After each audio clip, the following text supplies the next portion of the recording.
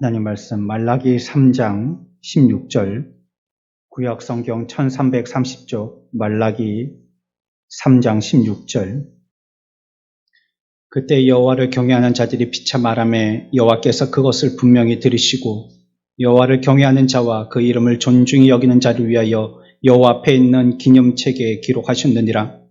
만군의 여호와가 이르노라. 나는 내가 정한 날에 그들을 나의 특별한 소리로 삼을 것이요 또 사람이 자기를 섬기는 아들을 아낌같이 내가 그들을 아끼리니 그때 너희가 돌아와서 의인과 악인을 분별하고 하나님을 섬기는 자와 섬기지 아니하는 자를 분별하리라.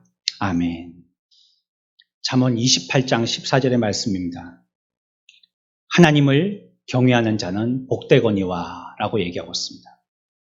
하나님을 경외하는 자가 복되다 라고 얘기하고 있습니다.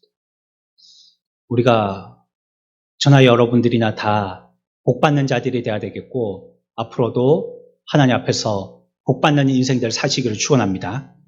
그럼 성경이 우리들에게 말씀하고 복받는 비결을 말씀하실 때에 잘 귀 기울여 드려야 합니다.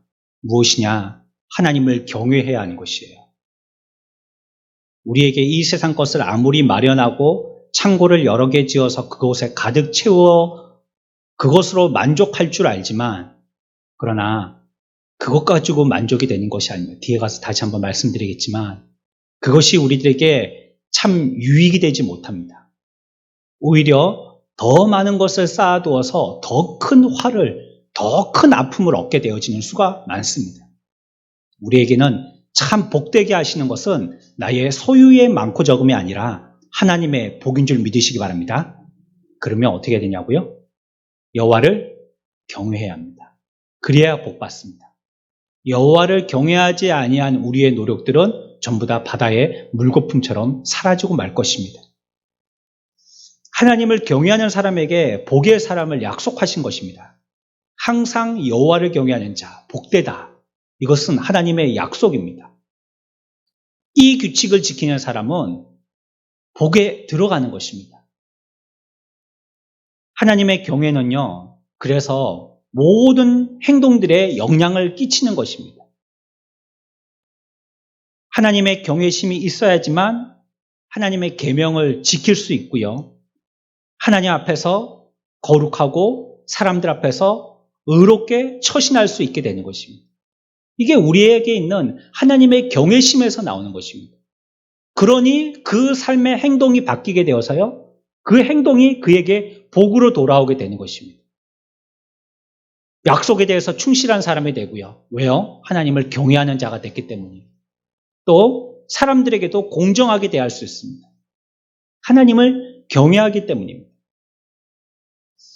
우리가 믿음이 있다면 믿음의 삶을 표현할 줄 알아야 됩니다.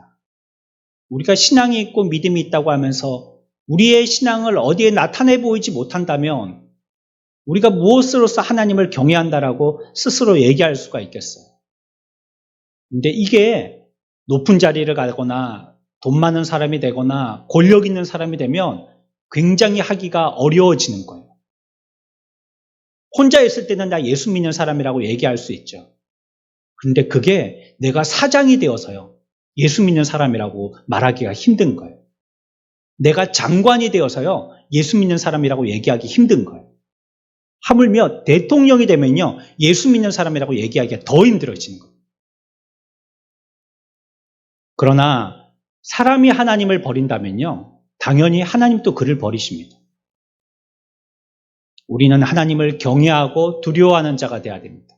그것이 우리의 삶에 그와 같이 모세의 혈관과 같이 모든 행동에 영향을 미치게 되고 그것이 그 사람에게 결국은 복으로 돌아오게 되는 것입니다. 성도가 착한 일 한다고 성도가 되는 게 아니에요. 교회만 다닌다고 성도가 되는 것이 아닙니다. 성도의 분별의 기준은 그의 도덕성이 절대 아닙니다. 죄송하지만 교회 다니지 아니하는 사람이 교회 다니는 사람보다 훨씬 착한 사람들이 있습니다. 그러면 그 사람들이 교인이라고 얘기해야죠. 그러나 성도를 얘기할 때 신앙인을 얘기할 때 도덕성을 기준으로 하는 것이 아닙니다. 무엇입니까? 그 사람이 정말로 하나님을 경외하는가가 기준입니다. 정말로 하나님을 사랑하고 존중하고 그 앞에 두려움으로 떨며 모든 결정을 하나님의 진리의 말씀과 우리에게 주신 선한 양심으로 분별해 나가는가? 그것이 하나님을 경외하는가, 성도인가 구분의 기준인 것입니다. 주님은요, 주님의 백성들 양들을 간혹 비유하실 때 양이라고 비유하십니다. 양. 지난주에도 양의 특징을 설명을 드렸는데요. 또 하나의 양의 특징이 있다면요. 양은 굉장히 겁이 많습니다. 굉장히 두려움이 많아요. 조금만 소리가 나도요, 깜짝깜짝 놀라요. 왜일까요? 양은 뭔가 자기가 공격할 수 있는 무기가 자기에게는 아무것도 없거든요. 그냥 맹수가 달려들면 먹히는 것밖에 없어요. 도망가면 되죠. 양 다리 보셨죠? 얼마나 짧은지요. 잘 달리지도 못해요. 높은 장애물이 있으면 그거 뛰어넘지도 못해요. 수렁에 빠지면 헤엄쳐 나오지도 못해요. 털이 북실북실해서 물에 젖어서요. 점점 헤엄치면 헤엄칠수록 더 물 깊이 빠져들지 강아지처럼 둥둥 떠서 헤엄을 치지를 못해요. 눈도 어두워요. 냄새도 잘 못 맡아요. 귀도 그렇게 밝은 편이 아니에요. 이 동물이 가지고 있어야 할 무엇인가에 자기 보호할 수 있는 기능이 거의 없다 싶은 짐승이 바로 양입니다. 그래서 양은 무조건 같이들 모여 있어야 돼요. 이 양은 그 무리 가운데서 떨어져 나왔다 그러면 죽은 거나 마찬가지입니다. 함께 모여 있어야 돼요. 모여 있다가도 맹수나 자기를 위협하는 존재가 나타나면 그냥 모여서 어디로든지 달려 나가야 돼요. 도망쳐야 되는 거예요. 그러니까요, 양의 옆에는요, 항상 목자가 있어야 되는 거예요. 양을 지켜줘야 되는 거예요. 두려워하는 본성을 지닌 것이 바로 양입니다. 그와 같이 하나님의 백성, 하나님의 종된, 그리고 주님 앞에서 주님의 선택되어진 양대해진 저와 여러분들은 하나님을 두려움으로 섬겨야 하는 것입니다. 두려워하는 자가 되어야 되는 것입니다. 잠언 1장 7절은 이렇게 우리들에게 말씀하고 있어요. 여호와를 경외하는 것이 무엇의 근본이라고요? 여호와를 경외하는 것이 무엇의 근본이라고 그랬죠? 지식의 근본이라 했어요. 여호와를 경외하는 것이 지식의 근본이라고 얘기했어요. 하나님을 경외하는 것이 우리의 지혜입니다. 여러분들 세상에 똑똑이로 살고 싶으시죠? 그러면 하나님을 경외할 줄 알아야 됩니다. 그래서 그것이 우리에게 복이 된다는 말입니다. 지혜자는 피할 길을 알거든요. 피합니다. 안 가야 할 때를 알거든요. 멈춰야 할 때를 알거든요. 반대로 달려야 하고 대담하게 용기 있게 공격해야 되고 어떨 때는 세상을 초월하는 아주 신기한 생각을 해내야 되는 알거든요. 그러니까 지혜로운 삶을 살게 되는 것입니다. 어디에서 오는 것입니까? 여호와를 경외하는 데서 오는 것입니다. 그래서 혹시 우리가 어렸을 때 공부 못할 수 있어요. 하나님이 다 똑같이 공부 잘하게 만들지 않았거든요. 어떤 사람은 서울대학 이상도 해외 유학도 갈 만큼 똑똑한 사람으로 만드시는가 하면 어떤 사람은 공부하는 그런 기능은 잘 없어요. 그런데 어떤 일들을 보면 그 일들을 한 번 봤다 하면 그냥 간파를 해내요. 아, 저거는 저렇게 하는 것이다. 금방 그걸 갖다가 파악하고 그 일들을 하는데 금방 쉽게 습득을 해요.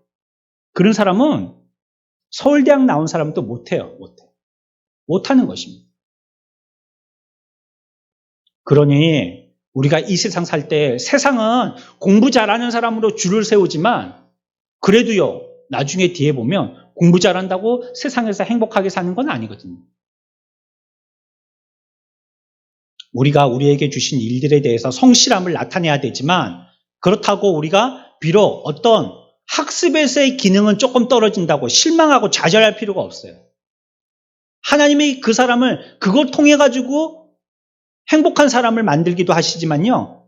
학습이 아니고 공부가 아니고도 훨씬 그 사람을 공부 잘하는 사람보다 월등한 사람으로 만들기도 하시기 때문이에요. 지혜가 어디에 있습니까? 우리에게는 무엇이 지혜입니까? 여호와를 경외하는 것이 지혜입니다. 그래서 비록 우리가 그런 부분에 조금 부족하다 할지라도 내가 여호와를 경외하는 사람은요. 하나님이 그 사람을 초라하게 만들지를 않아요. 하나님 경외하는 사람은요, 사람들에게 손가락질 받도록 만들지 않아요. 그 사람은요, 우리의 영혼을 주의 깊게 성찰합니다. 어떤 사람이요? 지혜자가.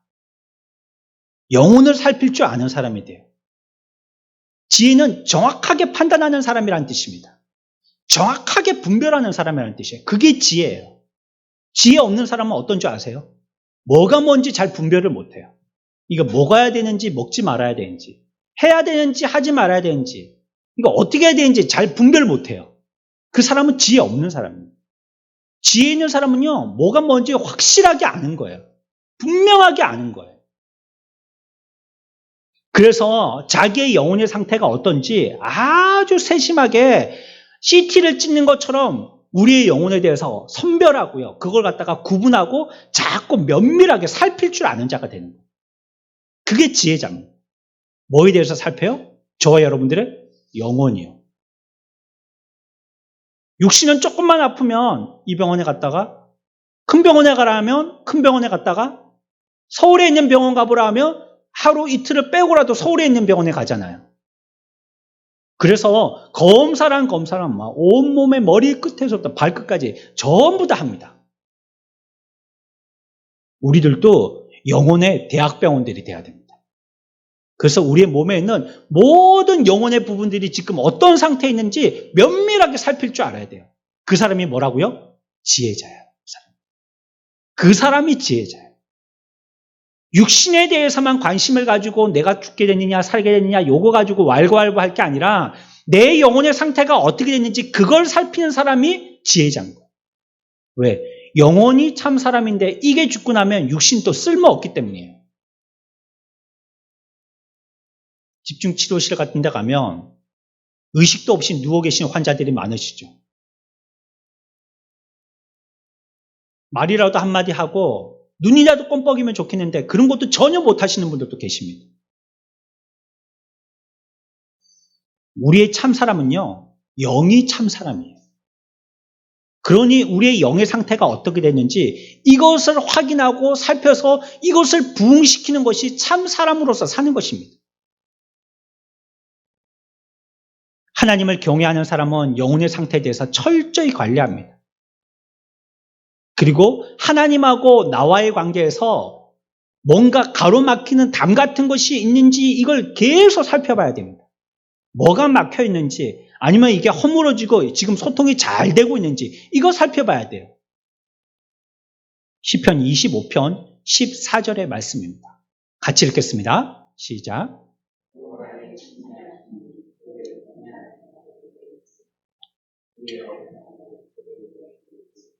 아멘.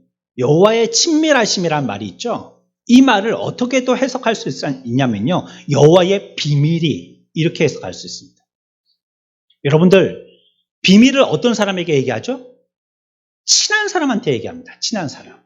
그 사람한테 얘기하면서 뭐라고 그럽니까? 다른 사람한테 절대 얘기하지 마. 이렇게 얘기합니다.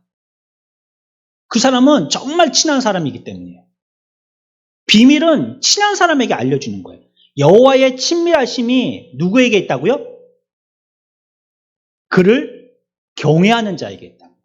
하나님의 비밀을 누구에게 가르쳐 준다고요? 여호와를 경외하는 자에게 가르쳐 준다는 겁니다. 하늘의 놀라운 비밀을 여호와를 경외하는 자들에게 가르쳐 준다는 거예요. 시편 25편 말씀입니다. 그게 어떤 겁니까? 우리를 선택하시는 선택의 비밀. 하나님이 우리를 얼마나 사랑하셨는지 하나님의 사랑에 대한 비밀. 우리는 어떻게 해서 거룩하게 기름 부음을 받은 자가 되어졌는지에 대한 비밀. 이 육신의 죄악 덩어리인 내가 어떻게 그럼에도 불구하고 구원받을 수 있는지에 대한 비밀. 이런 비밀들이 다 여호와를 경외하는 자들에게만 가르쳐준다는 거예요. 그래서 지혜라는 것은요, 주로 어디에 속해 있느냐? 생각에 속해 있습니다. 생각에. 지혜롭다 하면 그 사람은 생각의 독특함을 얘기하는 것입니다. 왜요? 하나님을 경외하는 사람은요, 세상의 헛됨을 생각하지 않습니다. 세상이 얼마나 헛되고 헛되다고 그랬어요. 그러니 그 세상의 헛됨에 대해서 생각하지를 않아요. 그게 지혜자예요. 그럼 어리석은 사람은요? 세상의 헛된 것을 엄청나게 비중을 두고 생각을 하죠. 그거 아니면 죽을까 싶어서. 돈 아니면 죽을까 싶어서. 돈 있어도 쌓아놓고 죽는 사람들이 그렇게도 많은데 그거는 볼 줄 모르는 거예요. 돈 있으면 살 줄 아는 거예요. 세상에 헛됨에 홀딱 빠져 있는 거예요. 이 어리석은 사람. 지혜로운 자들은 세상의 헛됨에 대해서 저게 헛것이구나. 참 가치 있고 중요한 거는 다른 데 있구나 하고 생각을 바로 하는 거예요. 이게 지혜자입니다. 주어진 세월이 짧다는 것을 생각합니다. 그게 지혜자예요. 아, 세월이 참 짧구나. 저 벌써 51입니다.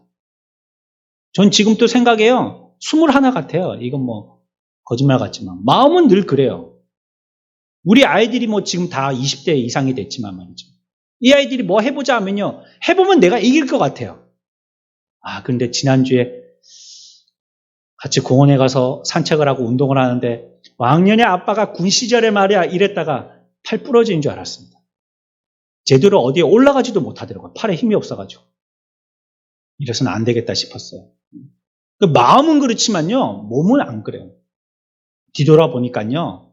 저보다 연배 높으신 분들한테 죄송하지만 세월이 참 빨리 가고요. 저는 반뿐이 안 됐다 싶은데 저는 그 반이라는 생각에 꼽제를 삶을 지금 살고 있는 거예요. 세월은 참 빠릅니다. 살같이, 총알같이 빠른 것이 세월인 거예요. 이걸 어떤 사람이 알아요? 지혜자들이 생각한다는 거예요. 지혜자들. 근데 어리석은 사람들은요. 세월이 긴 줄 압니다. 이렇게 살면 천년 만년 살 줄 압니다. 그들의 세상 가운데 속아서 살고 있는 헛된 행복도 영원히 지속될 줄 압니다. 또 구원의 소중함도 생각하죠. 그게 지혜자죠. 그러니 우리가 구원받아야 되겠다. 이걸 생각하는 것입니다. 하나님을 경외하는 삶은요. 친절한 태도를 갖게 되어집니다. 다른 사람을 불쾌하게 만들지 않아요. 그러기 위해서 자기가 무지자제하죠. 성질 없는 사람은 어디 있습니까? 하지만 다른 사람들에게 폐가 끼치고 신뢰가 될까 봐 이를 악물고 참는 거죠. 그 사람이 인격적인 사람이죠. 호로록 드러내는 사람은요. 조금 더 갈아야 되는 사람이에요. 추문을 일으키거나 문제 행동을 하지 않아요. 왜? 하나님을 경외하니까요. 하지만 하나님을 경외하지 않는 사람은요. 다른 사람을 불쾌하게 하면서도 자기만 만족하면 그만이라고 생각합니다. 유아 독존 세상에 나밖에 없다라고 자기 중심적이라고 생각을 해요. 하나님을 경외하면 위험도 멀리하게 됩니다. 그런 걸 생각하게 되거든요. 자꾸. 영혼에 대해서 자꾸 생각하게 되다 보니까 무엇이 위험한 것인지 참 위험을 아는 거예요. 장차 다가올 그분의 진노를 그렇기 때문에 면할 수가 있는 것입니다. 위험을 아니까 위험에 대한 대비책이 있잖아요. 위험을 모르면 어떻게 대비해야 될지를 모르는 것입니다. 그래서 지혜는요, 생각에서 오는 것이에요. 생각에서. 그리고 그러한 생각, 그러한 지혜는요, 여호와를 경외하는 자에게 주시는 하나님의 은혜예요. 여러분들 지식이 있습니까? 근데 사탄은 우리보다 더 지식이 높습니다. 여러분들이 신앙 고백하셨죠? 사탄도요, 자기를 광명한 천사로 나타낸다 했어요. 하지만 마귀에게 없는 것이 있습니다. 그것이 무엇이냐? 여호와를 경외하는 마음입니다. 마귀는 그래서 하나님을 등지고 세상으로 나왔거든요.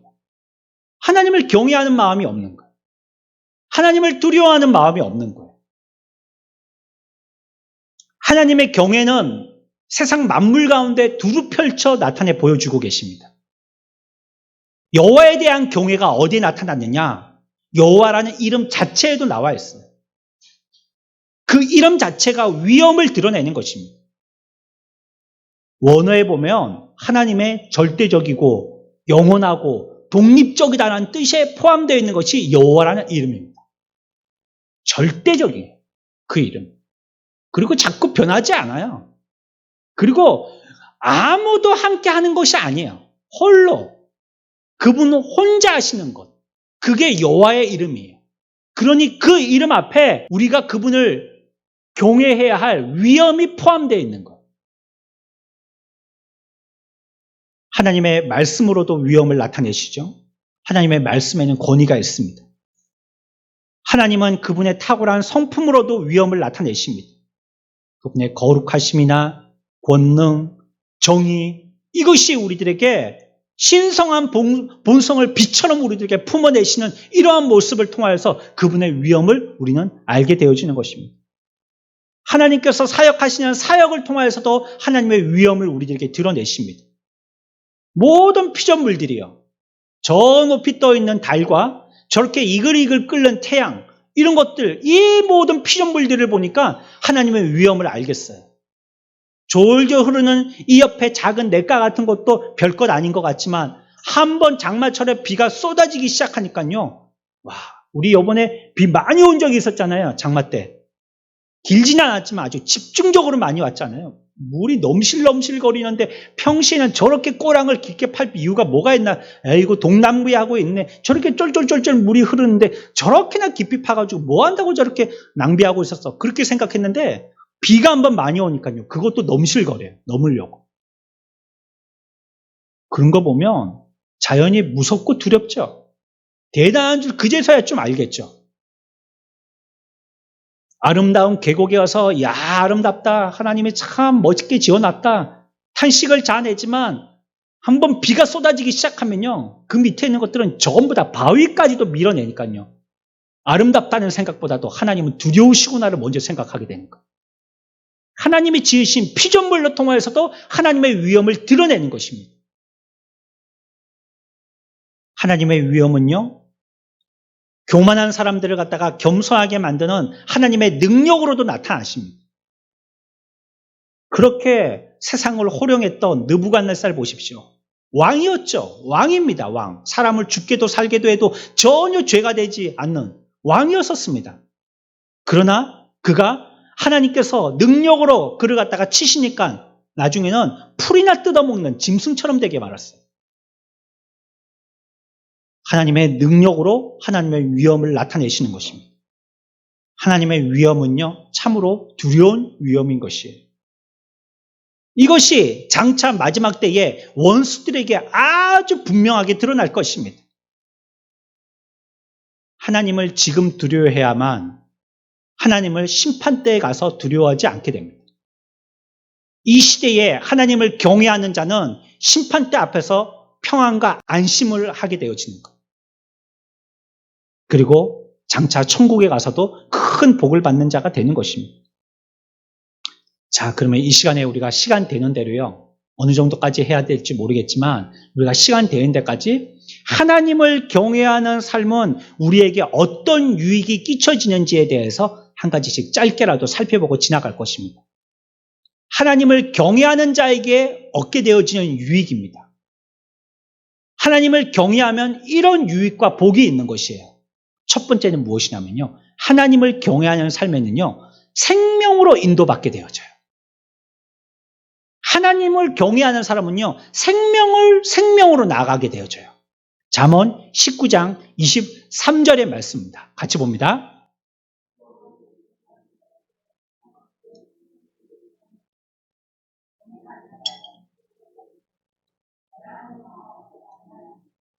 아멘. 여호와를 경외하는 사람은 어디에 이르게 된다고요?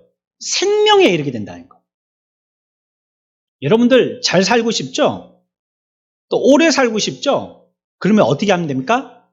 여호와를 경외하면 됩니다. 하나님이 우리들에게 가르쳐 주신 아주 구체적인 방법입니다. 그 사람이 여기에 보면 여호와를 경외하는 것은 사람으로 생명에 이르게 한다. 이 말은 본래 어떤 뜻이 있냐면 우리의 날수가 늘어난다, 이런 뜻입니다. 생명에 이르게 한다, 이 말이 우리의 날이 늘어난다, 이 뜻입니다. 그러니까 그 말이 무슨 말이에요? 뭐 한다는 말이에요? 장수한다는 말입니다. 여호와를 경외하는 사람은 장수한다는 거예요. 아주 정확하게 우리에게 표현하고 있습니다. 10장 27절입니다. 잠언입니다. 다시 한번 읽습니다. 시작. 아멘. 여호와를 경외하면 어떻게 된다고요? 장수한다. 분명히 얘기하고 있잖아요. 이건 제가 설교하려고 만든 말이 아닙니다. 성경에서 우리들에게 약속하신 말씀입니다. 여호와를 경외하면 장수한다는 거예요. 반대로 우리가 장수하지 못하는 이유는 무엇 때문이냐? 죄 때문입니다. 죄는 생명을 단축시킵니다. 자꾸 죄를 짓잖아요. 그러면 그 사람의 생명이 자꾸 짧아집니다. 하지만 여호와를 경외하면요, 오래오래 삽니다. 그렇지만 그 생명은 앞에서 말씀드린 것처럼 생명에서 생명에 이르게 하는 생명입니다. 살아도요, 사람 구실 못하고 산다면 그 사람에겐 저주가 되겠잖아요. 하지만 여호와를 경외하면 그렇지 않다는 거예요. 생명에서 생명에 이르도록 살게 하신다는 거예요. 또한 이 생명은 육적인 생명과 함께 영적인 생명도 같이 얘기하는 것입니다. 하나님을 경외하는 사람은요, 우리를 영원한 생명으로 인도한다는 거예요. 이 땅에서도 장수하지만 영적인 생명은 이 땅에서도 맛보지만 그 생명이 이 땅으로 그치는 것이 아니라 어디까지 가요? 하늘나라에까지 간다. 하늘나라에. 그러니 여호와를 경외하면 이 땅에서도 살고 하늘나라에서도 사니까 그걸 영원히 산다라고 얘기하는 것입니다. 또한 하나님을 경외하는 삶은요, 우리의 삶에 완전한 만족을 줍니다. 완전한 만족이라고 표현했습니다. 잠언 19장 23절에 있는 말씀입니다. 같이 봅니다.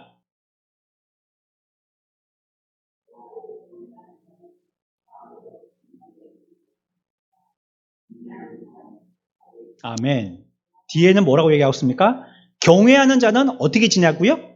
족하게 지낸다. 앞에서 19장 23절 앞에서는 사람으로 여호와를 경외한 자가 어디에 이른다고요? 생명에 이르고, 뒤에 가서는 여호와를 경외한 자가 어떻게 지낸다고요? 족하게 지낸다. 이 말이 만족한다는 겁니다. 여호와를 경외하는 사람은 만족한 삶을 산다는 것이에요. 잘 생각해 보십시오. 여호와를 경외하지 않는 사람들은요, 만족하지 못합니다. 그들은요, 없어서 만족하지 않는 게 아니에요. 풍족하는데도 만족하지 않아요. 희한하죠? 우리들은 그만큼 있으면 만족할 줄 같은데 그 사람들은 그만큼 몇 배가 더 있는데도 만족하지 않아요. 다 가졌는데도 충분히 가졌다라고 생각하지 않아요. 그에게 가득 채워진 창고가 있지만요, 그걸 보고도 마음에 안심이 없는 거예요. 뭔가 부족해요. 더 해야 되겠다라고 생각을 하는 거예요. 하지만 여호와를 경외하는 사람은요, 영혼의 은혜와 충만함이 있습니다. 내 마음이 늘 충만하고 만족함이 있는 거예요. 그래서 높은 산도 거친 들도 초막이나 궁궐이나 내 주 예수 모신 것이 그 어디나 하늘나라가 되는 거예요. 움막에 살아도요, 초막에 살아도요, 주님 모시고 사니까 그곳이 하늘나라가 되는 것이에요. 여호와를 경외하는 사람에게는 참 만족이 있는 것입니다. 그 양심에 평화가 있기 때문이죠. 그 만족은 영원한 만족, 이 세상에서만 잠시 있는 만족이 아니고요, 계속되어지는 만족입니다. 항상 만족을 느끼게 되어져요. 그리고 하나님을 경외하는 사람은요, 이 세상에서 죽을 때도 평안한 가운데 죽을 수 있어요. 여러분들 장례식장에 가서 잘 보세요. 그분들의 모습이 어떤지 잘 보세요. 집사님, 권사님, 장로님, 목사님 부르면 하고 벌떡 일어날 것 같아요. 얼굴이 얼마나 평안한지 정말 주무시는 것 같아요. 진짜 자는 것 같아요. 쿡쿡쿡쿡 찌르면 왜 그래 하면서 짜증내면서 일어나실 것 같아요. 꼭 살아계신 것 같아요. 그렇게 평안하게 주무십니다. 이게 여호와를 경외한 사람에게 주시는 하나님의 죽음 이후에도 육신에게 끼쳐지시는 하나님의 복의 문의들이에요. 평안하게 죽으시는 거예요. 그리고 또 죽음 뒤에도 우리에게 생명의 면류관이 있다라고 성경은 얘기하고 있어요. 그러니 우리들은 이 땅에 사는 동안에 여호와를 경외하면 무엇이 있다고요? 무엇이 있어요? 만족이 있어요. 만족. 어떤 만족이요? 완전한 만족이 있는 거예요. 또한 여호와를 경외하는 삶은요, 우리가 비록 소유의 적음에 있다 할지라도 그곳에 또 만족합니다. 잠언 15장 16절 말씀입니다. 함께 봅니다.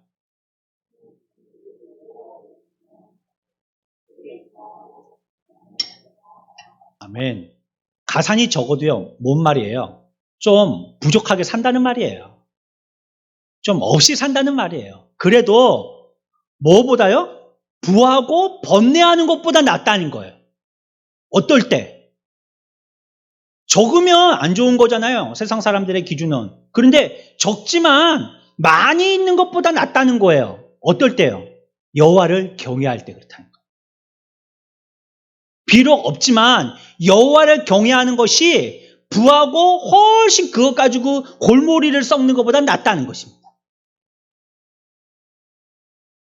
소유가 적지만요, 하나님의 사랑이 넘치니까요, 부족함이 없고 만족하게만 느껴지는 겁니다. 그래서 하나님의 은혜 받는 사람 공통적으로 어떤 고백을 하는 건 줄 아세요? 하나님께서 나에게 이렇게 많은 것을 주셨다고. 초가집에 살면서 그 얘기합니다. 내일 모레 쌀독에 쌀이 떨어져서 뭐 먹어야 될지 모르는데 하나님이 우리들에게 넘치는 은혜를 주셨다고. 저는 이번 주에 손양원 목사님의 일대기에 대해서 동영상으로 보게 되었습니다. 또 그의 딸과 또 그의 양자가 동영상으로 자기의 간증을 올려놓은 걸 보았습니다. 얼마나 감동적인지. 근데 손양원 목사님, 여러분들 아시는 것처럼 두 아들 동인이 동신이 다 죽었지 않습니까? 그러나 그 이후에 장례식장에 뭘 하셨어요? 하나님 앞에 10가지 감사를 하셨어요. 감사. 아니, 아들 둘을 한꺼번에 잃었는데 감사한다는 게 말이 되는 거예요? 미친 사람이 아니고서는? 그리고 어떻게 했어요? 자기 아들들을 죽인 원수를 갖다가 자기의 뭐 삼았어요? 양자 삼았어요. 이 제정신 박힌 사람이에요. 군인이 그 범죄자를 잡아가지고도요, 그 얘기를 듣고 어리둥절한 거예요. 저 손영원 목사님 지금 정신병이 걸렸다라고 생각한 거예요. 하나님의 사랑의 은혜를 충만하게 받으면요, 적지만요, 만족하게 됩니다. 오히려 더 큰 행복과 그것이 하나님의 은혜였다고 고백하게 되어집니다. 그러나 하나님으로 경외한 삶이 살지 않는 사람은요, 가산이 엄청나게 부한데요, 많으면 많을수록 그 사람에게는 그것이 고생이에요. 아예 없으면 고생 안 할 텐데 너무 많기 때문에 고생인 거예요. 저는 그런 생각해봐요. 지금 우리가 코로나 때문에 어디 가지도 오지도 못한 상태가 됐잖아요. 근데 근래에 우리나라만큼이나 10년 근래에 이렇게들 여행 많이 한 나라가 있는가 싶어서. 한 2000년대 그전만 하더라도요, 이렇게 여행이 자유로웠나? 여행 자유가 풀린 지도 얼마 안 됐고, 또 여행할 수 있는 나라도 많지도 않았고, 여행하는 사람도 굉장히 소수에 불과했고, 그거 해봤자 겨우 어떤 일 때문에 갔다가 하루 이틀 뭐 보고 오는 거, 그게 여행이었습니다.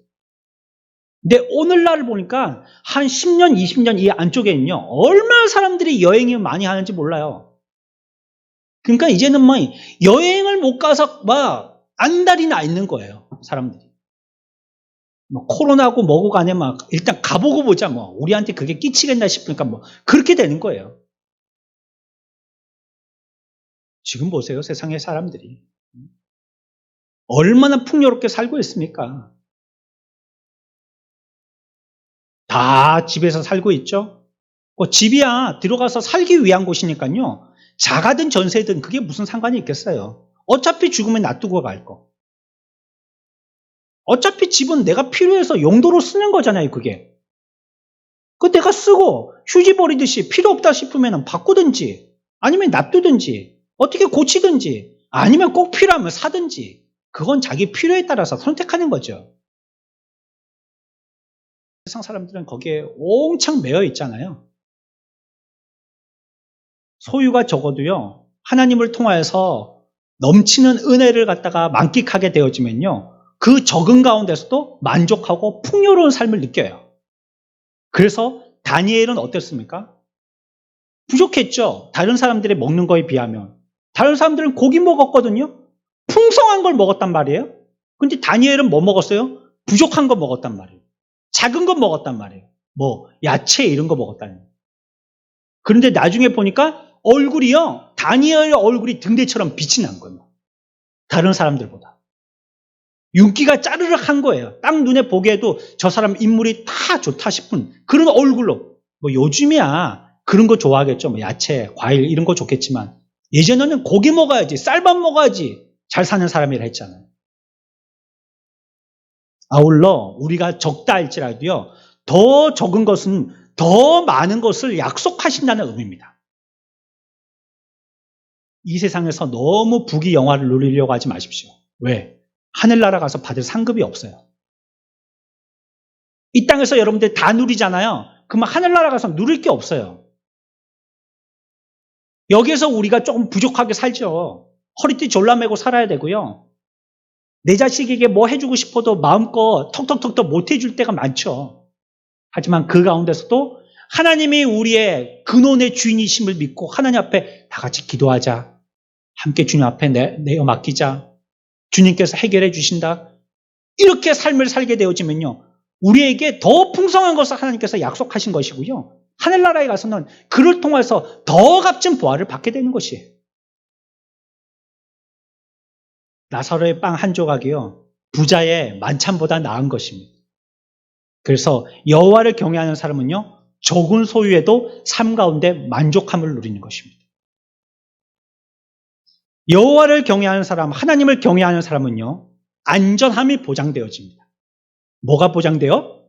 안전함이 보장되어져요. 참 성도는 해를 당하지 않습니다. 그가 어디로 가든지 하나님이 그를 지키시고 보호하신다고 그랬어요. 그가 해를 당하지 않을 것은 이라고 말씀하셨어요. 그 무엇도 그를 해칠 게 없어요.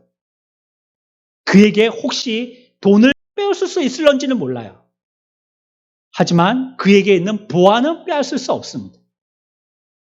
그를 감옥에 가둔다고 할지라도 양심은 뺏을 수가 없고요, 목숨을 빼앗을 수 있다 할지라도 그의 영원한 생명은 빼앗을 수가 없는 거예요.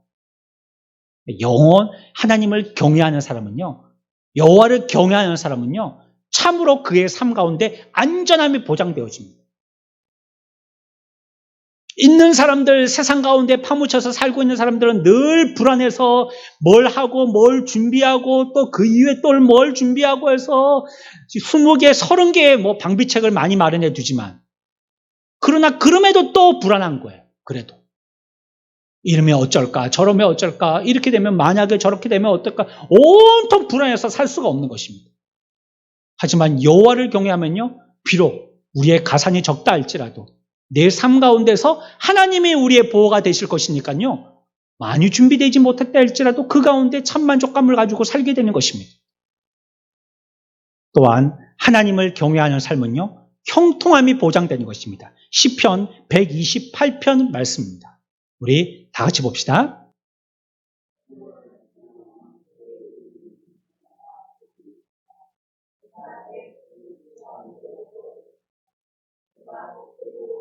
아멘. 여호와를 경외하면 마지막에 뭐라고 얘기하셔요? 내가 복되고 형통한다는 거예요. 형통. 하나님께서 형통하게 해주신다는 겁니다. 여호와를 경외하는 자들에게. 하나님을 경외하는 사람은요, 모든 것을 다 가졌다 할 수 있습니다. 불통이 뭡니까? 막혀진 거예요. 문이 닫혀진 거예요. 이거 어떻게 열어요? 키가 있어야지 여는 거 아니에요. 그런데 여호와를 경외하는 건요, 맞는 키를 갖고 있는 것과 같다는 거예요. 꼽았다 하면 뭐든지 다 열리는 거예요. 마스터 키죠. 됐다 하면 다 열리는 겁니다. 우리 어디 콘도나 호텔이나 이런 데 여행을 가서 혹시 문을 잠겨가지고 아니면 키를 잃어버렸을 때 로비에다가 얘기하면요, 와가지고 툭툭 열어주잖아요. 청소하시는 분들, 그분들도 툭툭 다 열잖아요. 그분들이 방이 100개면 키를 100개씩 갖고 다니는 게 아니에요. 그 마스터 키, 그거 한 개만 갖고 있으면 문에 대면 101호든지 201호든지 다 열리는 거예요. 그게 마스터 키입니다. 형통케 하신다는 거예요. 어떤 자에게? 여호와를 경외하는 자에게. 하나님은 하나님의 좋은 것을 우리가 자녀이기 때문에 아끼지 않고 주려고 하십니다. 우리가 자녀에게 좋은 것 주려고 하는 것처럼요. 부모 대신 하나님은 우리들에게 좋은 것 주려고 하세요. 혹시 그것이 이롭게 된다면요, 재물도 건강도 주십니다. 그런데 우리가 그것을 잘 쓰지 못하든지 아니면 이 땅에서는 조금 고생스럽더라도 더 큰 걸 주시려고 참고 하나님 또 마음으로 고통스러워 하시는 거죠. 전도서 8장 12절입니다. 같이 봅니다.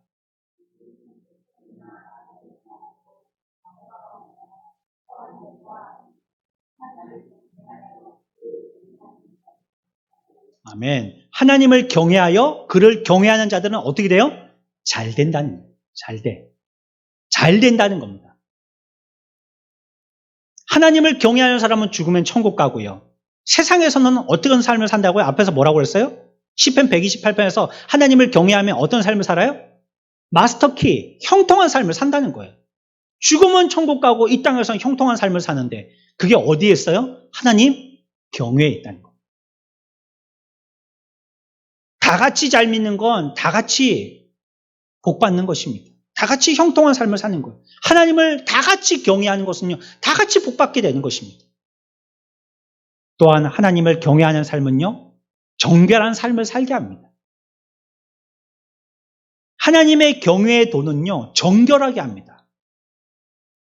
우리를 순수한 마음의 삶으로 깨끗하게 만들어주는 것이 바로 하나님 경외예요. 마치 무엇과 같으냐? 냇가에 물이 계속 흐르잖아요. 그러니까 흐르는 물에 이끼가 생기지 않는 거예요. 하나님 경외는 그와 같이 흐르는 물과 같이 우리의 죄의 이끼를 다 씻어버려요.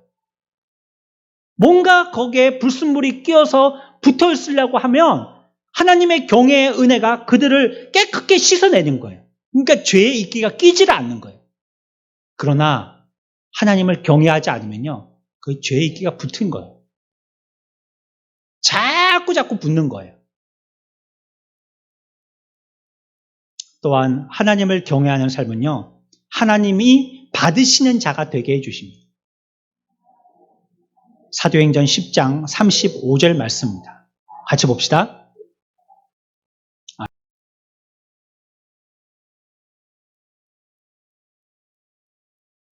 아멘.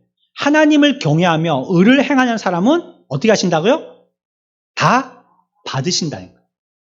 하나님이 하나님을 경외하는 사람은 다 받으신다는 거예요. 다 거두신다는 거예요. 그래서 하나님 경외는요, 하나님의 큰 은혜를 입도록 만드는 것입니다. 하나님을 경외하지 않는 사람은요, 자기가 어떤 꿍꿍이가 있어갖고 하나님을 경외하는 척 해도요, 하나님이 그거 안 받아요. 정말로 하나님을 경외해야지만 하나님이 받으시죠? 하나님을 경외하지 않는 자가 하나님께 드리는 것은 하나님이 안 받아요. 아모스 5장 21절입니다. 22절까지 다 같이 봅니다.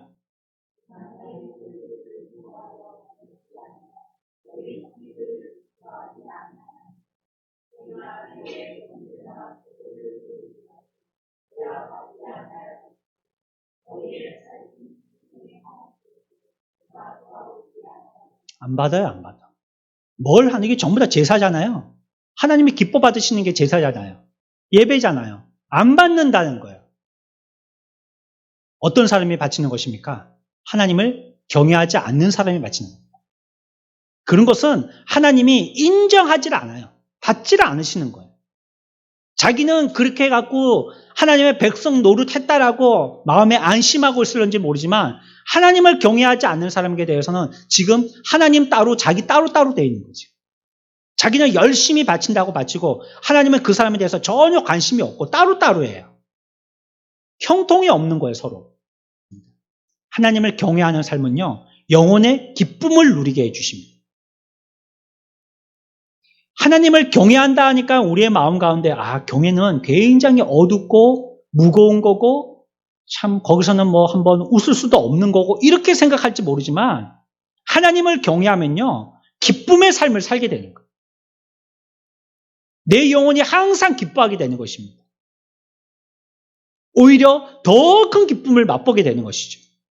그리고 하나님 경외는요, 그 기쁨이 순간으로 그치지 아니하고 영원히 지속되게 만드는 것이에요.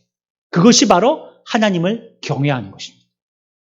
그러니 우리가 어찌 여호와를 경외하지 않을 수가 있겠어요? 이러한 유익들을 우리들에게 이와 같이 구구절절 설명하고 계신데 어째 우리들이 여호와를 경외하지 않을 수가 있겠어요? 그것처럼 어리석은 사람이 어디 있겠습니까? 우리가 역순으로 한번 정리하고 마치겠습니다. 여호와를 경외할 때 우리들에게 어떤 유익이 있는가? 마지막 무엇을 생각했어요? 기쁨이 있어요, 기쁨. 그 기쁨이 순간이 아니고 지속되어지는 기쁨이에요. 또는요, 여호와를 경외하면요, 하나님이 받으신다는 거예요, 그 사람을. 그 사람과 그 사람의 것을 받으신다는 겁니다. 하지만 여호와를 경외하지 않는 사람은 그 사람과 그 사람의 것을 받지 않으신다는 거예요. 또 여호와를 경외하면 어떤 유익이 있어요? 정결한 삶을 살게 되는 것입니다. 우리가 더러워지면 어때? 더러워지면요, 더 더러워지게 돼요. 정결한 삶은 자꾸 거룩하게, 자꾸 깨끗하게 되는 것입니다. 정결한 삶은 어떤 유익이 있어요? 우리의 삶 가운데 형통함이 보장됩니다. 정결한 삶은, 여호와를 경외하는 삶은 우리의 가운데 어떤 것이 또 보장되어져요? 안전함이 보장되어져요. 여호와를 경외하는 삶은 또 어떤 유익이 있어요? 소유가 적어도요, 만족해요. 소유의 적고 많음에 우리의 행복이 달려있지 않다는 것을 생각하게 되는 거예요. 또 여호와를 경외하면요, 우리의 삶 가운데 무엇이 있어요? 만족함이 있어요. 여호와를 경외하는 삶은 우리를 어디로 인도해요? 생명으로 인도합니다. 그러니 우리들 모두가 여호와를 경외하는 자들이 되어야 됩니다. 이 시간에 모인 사랑하는 우리 선한목자교회 성도 여러분, 우리가 죽는 그날까지 여호와를 경외하는 우리의 마음이 변심되지 아니하고 날마다 부흥되어지는 저와 여러분들 되시기를 축원합니다. 그래서 여기서 얘기하고 있는 모든 보장들, 성경이 우리들에게 얘기하고 있는 모든 약속들, 아까 여호와의 경외에 대해서 여러분들에게 설명을 드렸지 않습니까? 여호와의 경외는 하나님의 약속이 우리의 것이 되는 것이라 했잖아요. 금방 우리가 그 약속을 살펴봤습니다. 여호와를 경외하면요, 이 모든 복들이 저와 여러분들의 복이 되는 것입니다. 하나님의 은혜, 복의 성도들 다 되어지시기를 주 예수의 이름으로 축원합니다.